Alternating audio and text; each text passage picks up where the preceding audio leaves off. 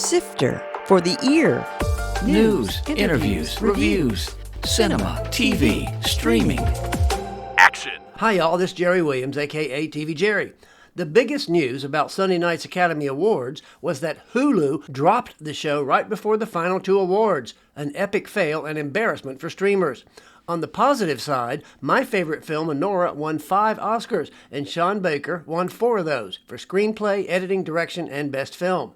This is the first person to win that many Oscars for one movie. The only big surprise of the night is that Mikey Madison won for Best Actress for Anora, when Demi Moore was widely expected to take home the trophy for Substance. Conan O'Brien did a great job of keeping it funny, while Adrian Brody's self-important speech for his Best Actor nod for Brutalist seemed longer than the movie itself. And the designer with a local connection, Christian Siriano, had 2 of the coolest dresses of the night, from Halle Berry's mirrored frock to Whoopi Goldberg's shimmering gown. Finally, congratulations to the creator of live-action short winner for I'm Not a Robot, which screened here at the 2024 Richmond International Film Festival. So I wanted to have more film projectors than video projectors. So I did 4 16 projectors. I was using the 3 video projectors. And then at the last minute, I added a Super 8 projector. So that's how I got to 8. That's Roger Beebe talking about how he scaled up to 8 projectors for his multi-projector performances. Roger will bring his latest tour entitled Films from 1 to 8 Projectors, where he exhibits several pieces that he runs live. It'll be at VCU's The Anderson, formerly the Anderson Gallery, on March 20th, and it's free. Today, we'll talk about how he started this concept, why he loves film, and more. Sifter Review of the Week. Running Point on Netflix. Just like Succession, this series starts with 3 brothers and 1 sister vying to run their family's business. In this case, it's the LA Waves, a fictional basketball team. There are also major differences from the HBO hit. First, it's a sports team. Fortunately, there's almost no actual game footage, but comparisons are inevitable with another recent hit, Ted Lasso. Second, it's a more obvious comedy, but the family's smug entitlement is on full display. After one brother, Justin Theroux, ends up in the hospital, he assigns his sister, Kate Hudson, to take over as president of the franchise. Meanwhile, she faces continual conflict from her 2 other hapless siblings, Drew Tarver as the frustrated gay, and Scott MacArthur as the sweet dumb one. The direction is tight, the soundtrack is cool, and the performances are all enjoyable, although a bit more quirk might have added to the fun. If you decide not to watch the entire series, skip ahead to episode 7 because Nicole Sullivan is an absolute hoot as one of the players' mothers. As comedies go, this doesn't provide many outright laughs, but there's a sprightly energy and upbeat attitude that keeps it running. This first season had 10 30-minute episodes, and judging from the final show, a second season is planned. I gave Running Point 3 out of 5 stars. Roger Beebe, how did you get into film? I entered college as an econ major and realized pretty quickly that was a terrible life choice. So then I switched to be a French major somehow, and I was watching a lot of films. I lived in France for the year after I graduated on a fellowship, and I was watching 3 movies a day. I was working as a projectionist. You know, that was kind of laying the foundation. But my grad program at Duke was a critical theory program, a kind of cultural studies program. And yeah, in my second year, I just decided I should try my hand at making some films too. And I made a film, and then I made another one and kept making them and started having some opportunities to show them, and then took over a festival in Chapel Hill, and so just got deeper and deeper into film. But it wasn't a straight path for sure. You mentioned the festival in Chapel Hill called Flickr. Richmond had a program called Flickr for years too, where they showed 8mm and 16mm films here, probably back in the 90s. Yep, James was a Chapel Hill refugee. So we had a bunch of people who had cut their teeth in Flickr in Chapel Hill and kind of went out. And there was one in New York for a while, one in Austin for a while. Oh, yeah. Oh, I didn't know you knew James Parrish. Yeah, he and I are movie buddies. He's a good guy. Footnote. When filmmaker fundraiser James Parrish moved to Richmond in 1997, he founded Richmond Flickr, a bi-monthly screening of Super 8 and 16mm films by local filmmakers. It was inspired by Roger's version. So the first films you made were films, not video? Yeah, I was shooting on 16mm. Yeah, I even was editing on film. Wow. It was kind of murder, editing sound even on mag. kind of quickly also start learning video. I did linear tape to tape editing, and then actually we had a nonlinear editor over in the TV station, so I started learning that. And so yeah, I've kind of developed a hybrid path, but those first films were shot on 16, finished on 16. Now, were they all kind of experimental? Did you ever experiment with going narrative? That's interesting. Experiment with going narrative. Yeah. No, the first ones were not so experimental. I hadn't seen that much experimental film when I started making films.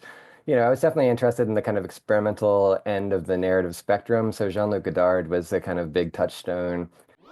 Footnote. For those of you not familiar with cinema history, Jean-Luc Godard was an influential French director who was a pioneer of the French New Wave movement in the 60s. But yeah, the films I was making were kind of, Godardian narratives, definitely actors and some sync sound and Jump cuts all over the place. yeah, I didn't borrow all of Godard's idiom, but definitely deeply under the influence. It's interesting. I was an AV nerd in high school, and I worked at VCU in the AV department. And of course, one of the things I used all the time were good old 16 millimeter projectors. There's something about that old school analog approach. You wind the film through the little thing, you see it going, and you hit go. It's simple. What is it about that old school approach that appealed to you? Why didn't you go to video when you were in college? Yeah, I mean, partially it was a luxury of having a university that had a budget for student film production. So I was able to make those first films on someone else's dime. But, I found there was like an intensity to shooting film. You got a roll of film and it's 2 minutes and 47 seconds. And every time you pull the trigger, your heart beats faster. With video, you're just like shoot a bunch of stuff. This tape costs $3. It's an hour long, and Right, fill right. it up and figure it out later.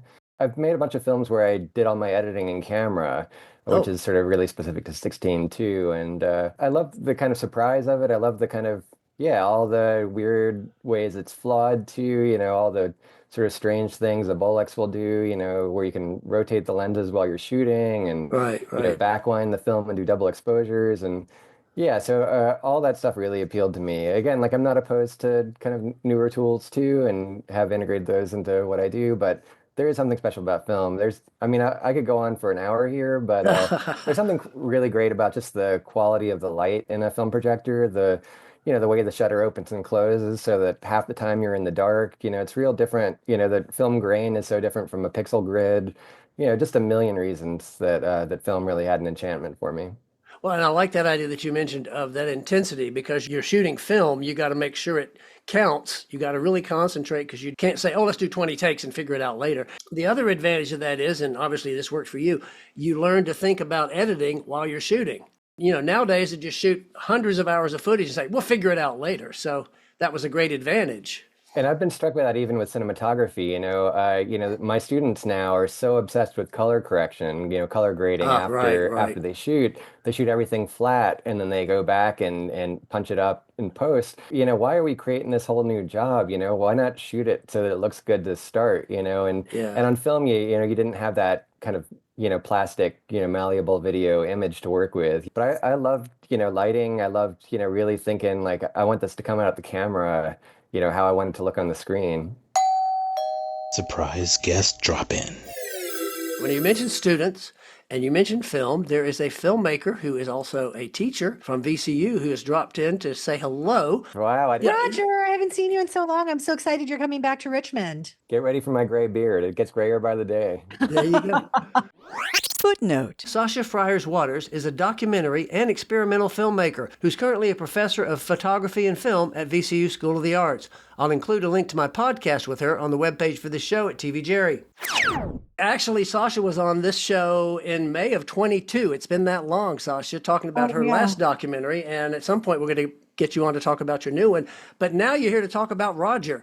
What is your story on Roger, Beebe? Well, let's see. I feel like Roger and I have known each other for a long time, but I don't know that I could pinpoint it.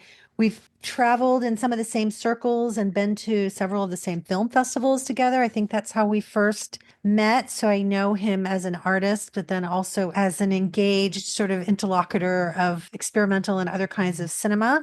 And I think Roger's a really unique artist because of these epic cross-country road trips that he does with his gear and his films and his projectors and the stands and all of it. Well, now you teach at VCU, and I believe the Department of Photography and Film is responsible for getting Roger here. And you were here last time he was here, right? I know that when you were here last time, I was department chair, so I was a little more involved in bringing people in, setting things up. I do know that you're meeting with a couple of our MFA students. So, what do you recall from the last time, the reactions of the students? Oh, yeah. Our students are super into it. I mean, I think it's so, especially with any kind of film event that involves this element of performance. I mean, there's documentation of performance or this kind of intermedia live art, but it's just not the same thing as really getting to see it in person. I think it's really exciting for the students to just kind of see what you can do with films and with projectors and with older kind of analog materials as well. Right, right. Now, you worked in 16 yourself some, Sasha. Yeah, I do. I love 16 millimeter and I still shoot it. We were just talking about the love of that and why people still use that. You know, it's just beautiful. It's just unlike anything else. It's just beautiful. Well, Sasha, I think the reason you were first on my radar is because we programmed your stuff at the festival I ran in Florida, right? Right. I think I may still even have a postcard from the Heart is Weighed in Water and Washed. Is that the right title? Did I get it? I always have these two long titles. Her heart is washed in water and then weighed. I remember one of the first times I had to remake one of my loops for Last Light, my show closer that I still show. I was actually at your house, but you were not there. I was visiting Iowa in your absence, and I actually sort of sat in on your class, and we workshopped a horror script, I remember, and Oh, right. Okay. you also hosted me in Richmond one time before too, I think in 2015. Not just the last time at the Anderson, but yeah, one time before that even. So We have the parlor couch ready for you. Same setup, awesome. not clean, but it's comfortable.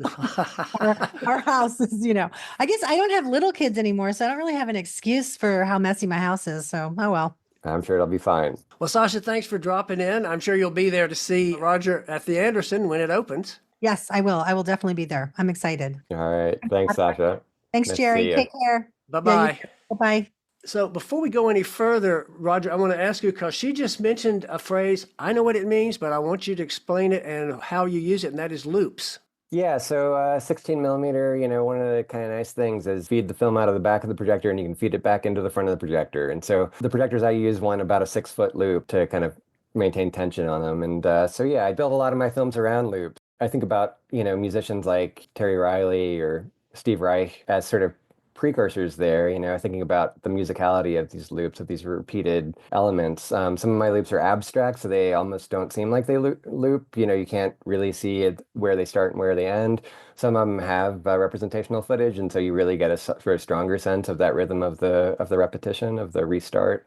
So one of the cool things about working in 16 is, again, you get these little 6-foot pieces of film, and you can build a film that's a performance that's 20 minutes long or whatever. So you started making these films in college, but how did you get into this idea of using multiple projectors and making it more of an experimental experience as opposed to just a movie?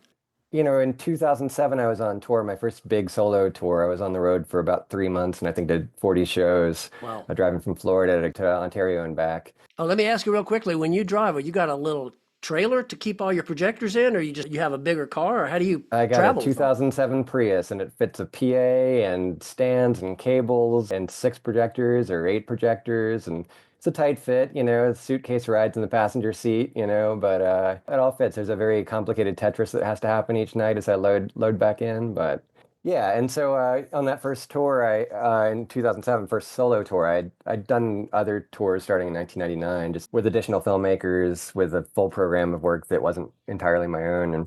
But in 2007, I was on tour, and the first night of the tour was in Wilmington, North Carolina. And I had 2 16 projectors with me, one for projecting and one for readying the next film or rewinding or whatever. And I thought, I have 2 prints of this new film. One was positive and one was negative, just this weird little 3-minute film that I made on a black and white laser printer. And I thought, what would happen if I threw it on both projectors at once? And I did that, and I assigned the sound from one to the left channel and the sound from the other to the right channel. and it blew me away. It was so exciting. It was a whole new kind of thing happening. The projectors don't run exactly at the same speed, and so they were sort of drifting out of sync with each other and creating all this sort of weird, exciting new sounds. So that was the real origin story, was that two projector piece. But the next year, I got asked to do a show in a planetarium in Macon, Georgia, and for that piece, there were three built-in video projectors. So I wanted to have more film projectors than video projectors. So I did four 16 projectors. I was using the three video projectors. And then at the last minute, I added a Super 8 projector. So that's how I got to 8. It kind of stuck. The response to that performance was so great that I realized something new was happening, and kind of doomed to keep exploring that. So. Doomed indeed. We talked about the fact that most of these are visuals and they're experimental, but you do have essaic work. Am I saying that right? Essayistic is the word. Okay, I knew I didn't yeah. say it right. Essayistic work. What does that mean? Yeah, so I think one thing that 16 doesn't do great is, well, or that it's very kind of cumbersome to do in 16 is working with sound. Editing that first film, on Mag Sound was horrible.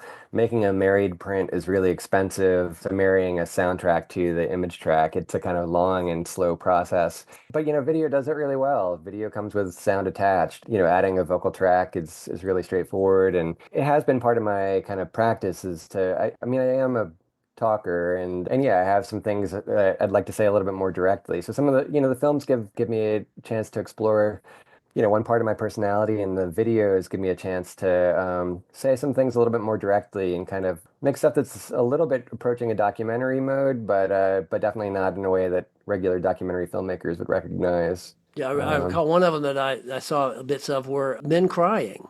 Indeed, yeah, I am a crier, and felt like I wanted to do a kind of personal thing where I was thinking about, the sort of pleasure I was taking in it, and sort of talking about that, looking at media representation of men crying, and that it's usually pathologized, but I wanted to say, it doesn't have to be. And yeah, there's a gendered component to it too, and yeah, thinking about what men's tears mean or could mean. So I guess I could call them films. Do you call them films when there's 7 or 8 of them, or do you call it an event?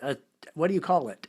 Yeah, I use a lot of different language because it's hard. I mean, it's, expanded cinema is a kind of accepted term for these Okay. works that change the nature of a screening into something like an event. But expanded cinema can mean a whole bunch of things. So I do say film performances. I do think of them as discrete works. So to that extent, they can be called films, but to sort of point to, multiple projector films, or there's no elegant way to say it because there's not too many people doing it. Yeah. What are the ones you're going to be showing here at the Anderson? Yeah, well, I've already been on tour for 6 weeks and did 24 shows, so I'm starting to Wow. learn, what works and what doesn't. I've been programming less of the essayistic video stuff and more of the 16 millimeter work, partially just because I don't like just standing around while a video plays. I like having something to do. My new film, I've been really happy with the response to it and really excited about that. It's a film called Un Arbre, which is French for a tree. It grew out of some activism some neighbors and I did to try to save 3 trees that were on a lot that was set to be redeveloped. And but the start is, kind of my kind of classic abstract 16 millimeter loop stuff, and the second half is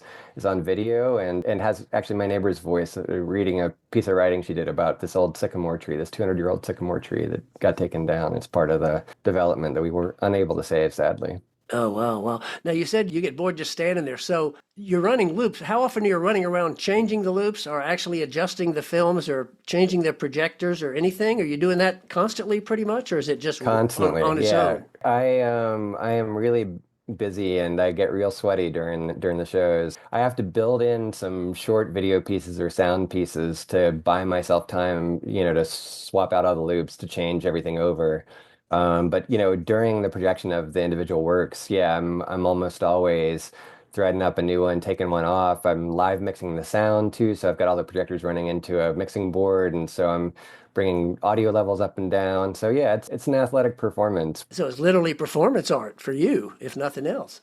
Depending on the setup at the different venues, some people like to sit behind me and watch me make the sausage. It's the Ed Sullivan plate spinner or something. Right, and right. so yeah, I definitely recognize that my bodily performance is part of the show. Speaking of the show, you've had your work in Times Square on the Jumbotron and in Antarctica. What were Yeah. those? Did you take them there or were they just exhibited I there? didn't. I didn't. Those were videos that could travel without me.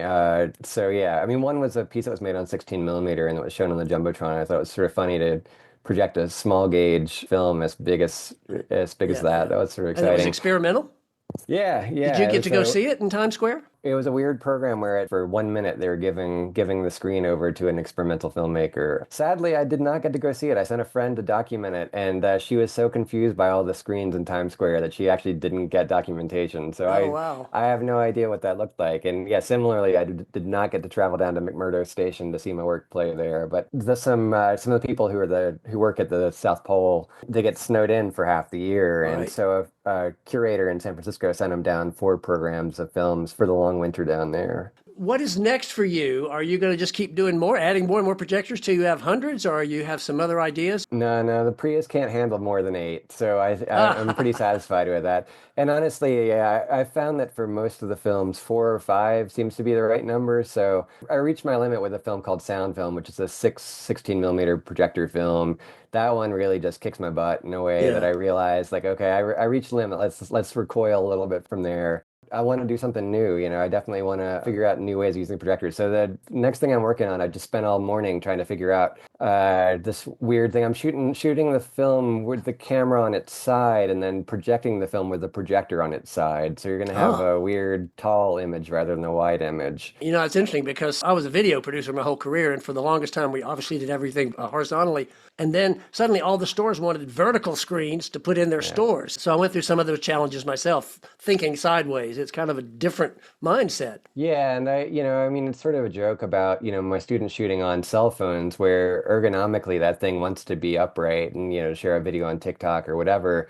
But, I thought it was sort of a funny kind of perverse gesture to try to emulate that on 16 millimeter. I mean, I do think it opens new compositional possibilities, though. I think it's crazy when you just turn this rectangle on its side, how alien it looks. And so I'm excited about how to use a frame like that. Yeah.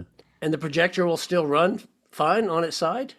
We're gonna find out. I have a film that's loop based where I turn the projectors on their side and they run fine. I'm curious to see if that holds true with the reel or if I'm gonna have to invent some sort of new thing to keep the film spooling out properly. The question I had here was you're never going to go digital, but you've actually kind of merged a little. You're hybrid, just like your Prius.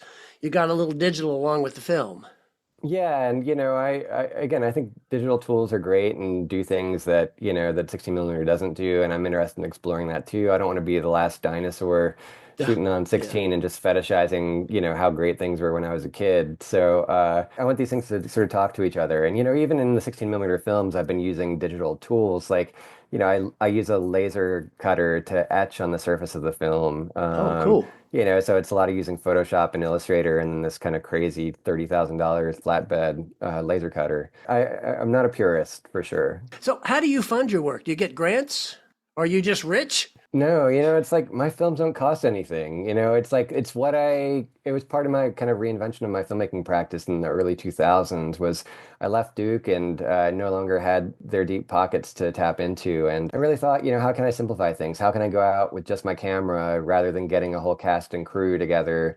How can I do it with $100 rather than a couple $1,000s? I mean, if I spent, $50 on it, I would be surprised. I'm kind of a giant cheapskate. Even my projectors only cost $10 a piece. So when I got them from the school board, I tried to write a grant last year for a $25,000 grant. I just couldn't come up with a budget to spend $25,000. I Wow. just Well, what about for the travel? I guess each location pays for your travel. Yeah, exactly. Yeah, I've always made enough on tour to fill the Prius with gas and fill my stomach with food, and that's all I need. I got a teaching job to actually pay the mortgage or whatever, so that is a kind of luxury that I kind of lean on and that definitely want to recognize. It's not as easy for everyone to just pack up the car and go out for 6 weeks. One last question I always ask everybody when you're not working on your own films or you're not teaching at school, what do you like to watch? What are you watching right now, streaming or movies? I read books when I'm not Oh, making okay. movies. I mean, I do, no, I watch plenty of stuff. We have a couple great movie theaters here. The Wexner Center for the Arts is just a few blocks away. I just saw Steve Bognar's first feature film. It's a personal documentary from the I guess, mid-90s, and a really beautiful film called Personal Belongings. I love that film. It's newly restored, really beautifully restored. They did new scans of the Super 8 footage, and I watch all the kind of art house stuff. I went and saw Universal Language the other day and really liked that. This sort of weird Winnipeg film that's for some reason made in Persian. And I'm a reader too, so I'm reading Saul Bellow right now, Henderson the Rain King, and that feels like it takes up more of my day than watching stuff. Okay. Well, Roger, this has been interesting and fascinating. As somebody who's been into film since I was in high school, and like you have, it's cool to find out about this. And I will be sure to have all the information on the website for this, and hopefully I'll get a chance to see you when you're here. Well, I really appreciate you doing this, and thanks a bunch for helping spread the word. That was Roger Beebe talking about his new tour entitled Films from 1 to 8 Projectors. This performance will be at the Anderson, formerly the Anderson Gallery, at VCU on March 20th. I'll have a link on the webpage for this show at tvjerry.com. Coming soon. In theaters. Mickey 17. From Parasite and Snowpiercer director Bong Joon-ho comes this sci-fi film with Robert Pattinson playing an expendable android who is repeatedly killed in exploration only to have a new body regenerated, but his mind still remembers. In The Lost Lands, a queen sends a powerful sorceress to the ghostly wilderness in search of magical powers in this sci-fi epic, starring Dave Bautista and Mila Jovovich, from the director of Resident Evil, based on a short story by George R.R. Martin. Rule Breakers, the latest from Angel Studios, takes place in a nation where educating girls is rebellion, and one visionary woman sparks hope and opposition. Night of the Zoopocalypse. This animated film takes place in a world where a meteor turns animals into zombies. Queen of the Ring. Ash Avildsen, son of famed director John Avildsen, directed this film, based on Mildred Burke, the champion professional wrestler who pioneered the sport at a time when all-girl wrestling was banned in most of America. The Rule of Jenny Penn. Confined to a secluded rest home and trapped within his stroke-ridden body, a former judge tries to stop a psychopath who uses a child's puppet to abuse and kill the home's residents, with John Lithgow and Jeffrey Rush.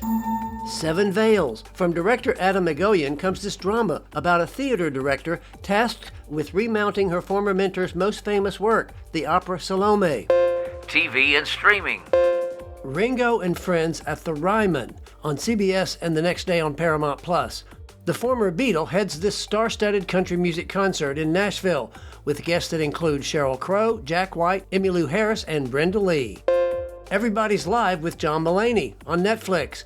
Following a short trial run last year, the comedian is back with his unusual and wacky take on an evening talk show. The Parenting on Max. A couple rents a countryside house for the weekend with their parents to discover it's inhabited by a 400-year-old poltergeist, with Brian Cox, Edie Falco, Parker Posey, and Lisa Kudrow.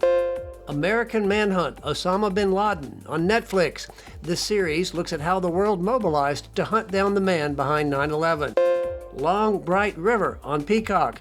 This police procedural is based on Liz Moore's novel and stars Amanda Seyfried as a Philadelphia beat cop who takes a special interest in a drug-addicted woman.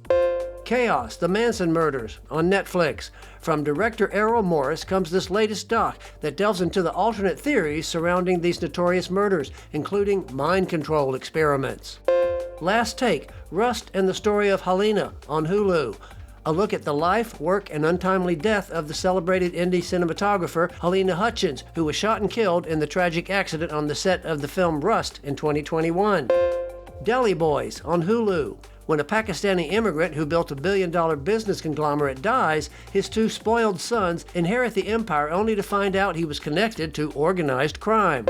The Righteous Gemstones on Max. This wild, wacky televangelist family is back with the cast additions including Megan Mullally and Sean William Scott. Dark Winds on AMC. This new season follows the two Navajo police officers in the 70s Southwest, searching for clues to a double murder case. The Wheel of Time on Prime. This fantasy series returns. Next week, we'll meet local filmmaker Janet Scagnelli, who started producing animation in the 70s in New York and is showing a history of animated TV commercials, featuring more than 50 spots from 1948 to 1993. And it'll show at this year's James River Film Festival. This is Jerry Williams. Thanks for listening. For more Sister, including literally thousands of reviews, Visit tvjerry.com. That's a wrap.